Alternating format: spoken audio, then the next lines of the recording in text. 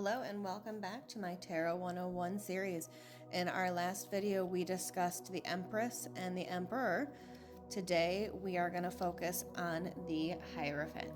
Now, typically the Hierophant is depicted as kind of authoritarian figure, a religious figure, or, somebody associated with formal settings, elaborate vestments, representing kind of the three different worlds that there are. Typically, you'll see that there might be acolytes underneath him, just representing that kind of transfer of sacred knowledge within the institutions. Now, when upright, this card is technically a card of traditions and values, of instinctions. The Hierophant can represent a counselor or a mentor who's going to provide you with the wisdom and guidance, or spiritual or even religious advisor, like a priest, like our rabbi, monk, whatever is, represents to you. And on the flip side, you might just be dealing with somebody who's kind of set in their ways. They're stuck where they're at. Your opinion's not going to change them. They're set.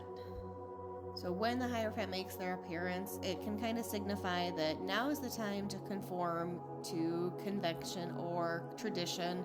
It's not really time to shake the boat and kind of make some waves.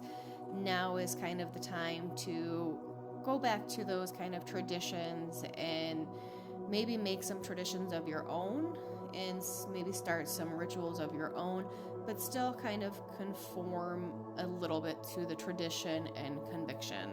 Now, on that flip side, whenever the Hierophant is reversed, it's time to start making waves. It's time to start breaking the convention, breaking the traditional structure, social norms, kind of break those rules within reason. It's time to kind of challenge the established way of doing things. And although it might not be going completely against it, but you'll feel kind of compelled to think for yourself and kind of throw away that rule book.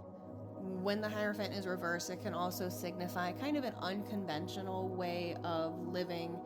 It could be that you might be clinging desperately to the old ways and kind of feeling a little bit of guilty with behaving the way that you are.